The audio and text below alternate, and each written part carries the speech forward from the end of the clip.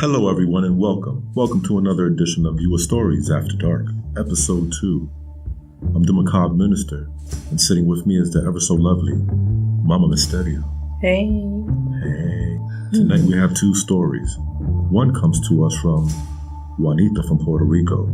It deals with a mother who's a drunk but is also possessed and terrorizes her young daughter. What was that? It's a ghost. And the second story comes to us from Sarsaparilla Pete from Marlin, Texas. And his story involves a creepy doll. Dolls are always so creepy. Yeah, I hate dolls. Take it away, Mama Mysterio. Okay, so let's see what Juanita has to say. Our mother was a complicated woman. She showed love in a complicated way. I was the second oldest of four. Our ages were 13, 11, 5, and 3. I didn't know if it was because of liquor or because my father abandoned her after years of torment. Whatever the reason, we got the crap end of the deal. We were all born in Puerto Rico. Both of my parents were in the same Santeria coven. My mom was a high-level witch. Her duties included spying on prominent politicians and celebrities, churches, local businesses, and even institutions like clinics and schools. A master infiltrator. She traveled regularly and reported to the chapter leaders. Their chapters are all over the world. My dad was a hitman. I think that made him a better person in my eyes. He would just end it really fast. But to intrude on someone's life, that's much more nefarious. He killed many people. As I alluded earlier, my mom had a drinking problem. On certain nights, she would make us take part in one of her sadistic rituals. She would say that her saints demanded this. It's better for me to do this than for my demons to take you, she'd say. My older sister got the worst of it. We were told to line up side by side in the basement. My mother would open the deep freezer and pull out a frozen ham. The ham would be placed on a small round table along with a very sharp knife, a bottle of dark rum, a pack of Newports, a lighter, and an ashtray. Right next to the table was a dirty yellow armchair with a matching footstool. My mother would sit on the chair and it would begin. First, she would light up a smoke and take a puff. Next, she'd pick up the knife and cut off some of the ham and eat it. Another chunk of ham would follow, but not for her to eat. It would fly across the room and hit one of us. Have you ever felt a piece of frozen ham hit you? It feels like you're getting stoned. It leaves a burning mark. Anyway, if one of us would cry or utter the slightest sounds, she would take a whole ham and throw it at my big sister. Then she would make her pick it up and hand it to her again. The process would repeat until one of two things happened. She was too drunk to go on, or her bottle was empty. This type of abuse went on for years, but my big sister, Waleska, was getting too big even for my mother to handle. One day, when she was 17, she walked in to find my mother beating me. She lost it. She beat my mother really bad. My sister left the house that day, and I didn't see her again for many years after that. Things got worse when my sister left.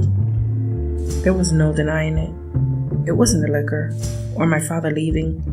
My mother was possessed. I remember the house occasionally getting very cold at night. It was strange because we lived in San Juan. I would keep extra blankets in my room. On certain nights, when multiple blankets couldn't keep me warm, I would read my Bible and pray. This cold was not natural. I could actually see my breath in the moonlight coming from my bedroom window. It was the only light I was allowed at night. I would pray every night. I even started going to the Pentecostal church down the street. I wanted what those people had. They were so full of joy and peace. So I converted. My mother was furious, but her religion demands free will. So she couldn't stop me. But on nights when I would go to church, she would make me pay for it. She would wait until I was sleeping, and then I would wake up to her beating me up and laughing like a witch. I would rebuke her in the name of Jesus. She would stop and fall into a trance-like state. I would take her to her room, put her in bed, lock my bedroom door, and pray until dawn. It was the only way to keep her demons from using her against me. The last night I spent with her was one of the scariest things I had ever lived through. I was 20 years old and working. I had saved up for my own place. I had the keys, but I was housebroke. I was afraid for my little brother and sister. My mom didn't know what I was up to, but I was going to take those babies with me. My older sister was living in New York, and we had reconnected. She had been paying a lawyer and a PI to keep tabs on us. She was doing well for herself. She told me that she would help me get custody of our siblings. Finally, our last night in that hellhole was here. I waited until after dinner. I sat my mother down and handed her custody papers. I told her that I was leaving and that I was thinking of taking my brother Memo and sister Lila with me. I told her that if she decided to fight me, I would take her to court and she would go to jail for abuse, among other things. All she had to do was sign the papers, and she would be kid-free. She was still relatively young and could get a boyfriend or something. I even offered to pay her a monthly stipend with the help of my older sister. She stood very quiet. After about a minute, she broke the silence with the stroke of a pen. It was over, I thought, but not quite. She got up, went to her room, and slammed the door shut. I suddenly got a bad feeling in my gut. The Spirit of the Lord came upon me and told me not to sleep in my room that night. So I decided to bunk with my little brother and sister instead. I secured the door with a chair. Like many nights before, I awoke from the cold. But there was also a smell of smoke. This didn't make any sense. I began to hear my mom's voice yelling fire. I woke up my younger sister and brother and told them we needed to go. I opened the door and held their hands tight. We ran about halfway down the hallway when we realized there was no fire. The small smoke was gone. Confused, we looked at each other in fear. Then the chill came back. We turned around slowly, and there was our mother, all the way at the end of the dark corridor and levitating as she opened all the windows, one at a time. She stopped suddenly right in front of the moonlit windows. Her face was pale and contorted. Her eyes were yellow. We all ran outside, got in the car, and booked it to my pastor's house. They later gathered some men to accompany me for my possessions. We agreed to keep the authorities uninvolved as long as she stood away.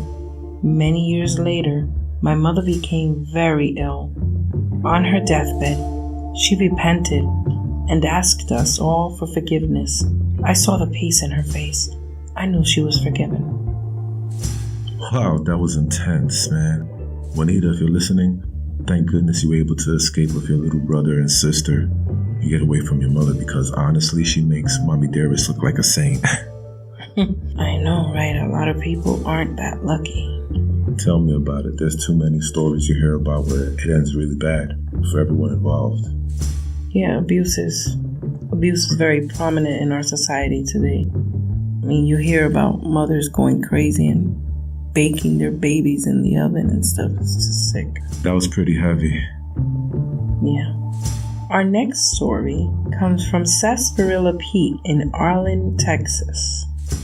It was the summer of 1973, Arlen, Texas. My youngest sister and only sibling, Jessica, was crazy about dolls, and still is. She had plenty of them, and thank goodness we each had our own room. Mom loved yard sales, and we'd go with her from time to time. The yard sale we went to that day had this really old, creepy house. I remember feeling nauseated because of the bad vibes it gave me. The new owners bought the house and everything in it, and wanted to get rid of most of it. The yard was huge and full of all sorts of things. Weren't too many people there on account of the heat. Mom gave us each $3. After a while, An old photo album caught my eye. The pictures in it were really old. One photo in particular struck me the most. It was of a child that looked like my sister. She was sad and holding a doll in a red dress, and the house was in the background. Time passed and we went home. Later that evening, I passed by my sister's room. She was having a conversation, and I wondered with who. I opened the door and saw her holding the same doll from the photo, but there was no one else with her. I asked who she was talking to. She said Greta, her new doll. I closed the door and went to bed. I didn't think much about it. But a few days later, something happened. Me and Jessica got into an argument. Mom scolded me, but it wasn't my fault. I was really angry at her, so I ran into her room and ripped the arms off her favorite doll, and she began to cry. I was sent to bed without supper. Later that night, I woke up and found Greta standing on my bed staring at me. Her jet black hair standing on end. She wasn't smiling anymore.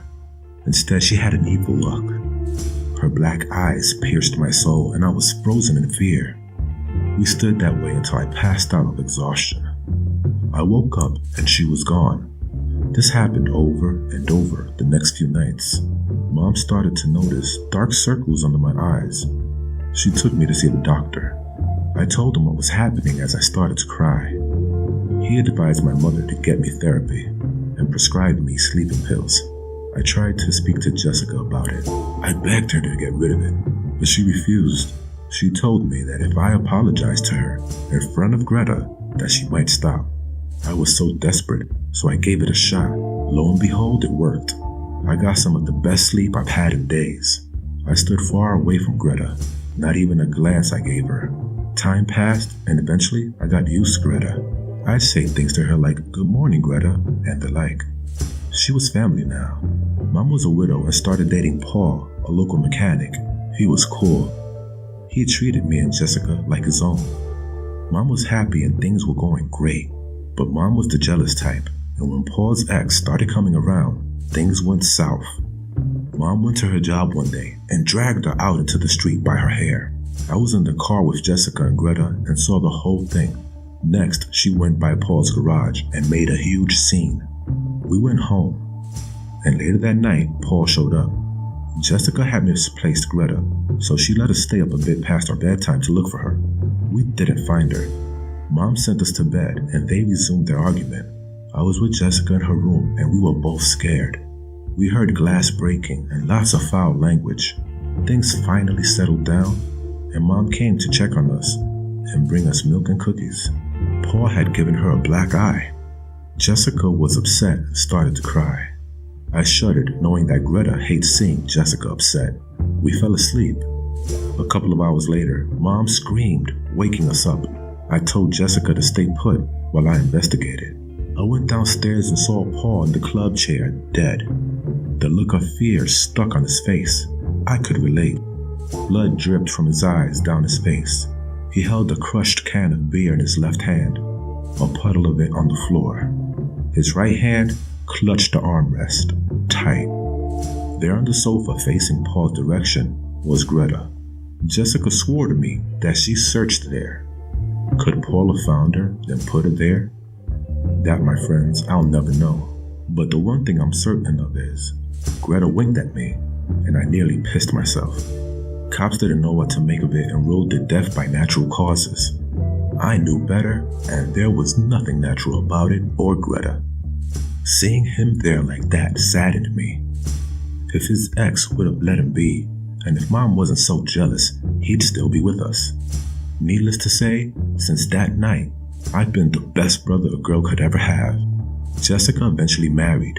She now has a son of her own, Drew, and a daughter, Millie, whom she gave Greta to, a vengeful guardian heirloom that no one, and I mean no one, should ever cross. Holy crap. Sarsaparilla Pete, you left me speechless. What a crazy story. You know I hate going to yard sales. I always get skeeved out, I always get the heebie-jeebies when I'm there. All that old stuff with all those germs on it, right? You never know what might be hexed or cursed. Is it the germs or the hexes and the curse that scare you? Oh, all of them. All of them. But unfortunately, they still haven't made paranormal antibacterial gel, so until they do, stay away. Holy water. Sarsaparilla Pete, thank you so much. And Juanita from Puerto Rico, thank you so very much for sharing your stories with us. We really appreciate it. And we hope that everyone tonight enjoyed these stories. And hopefully we'll see you back again here next time. So for the Zombified Viewer Stories After Dark, I am the Macabre Minister. And as always, the lovely Mama Mysterio. Thank you. With me. Good night.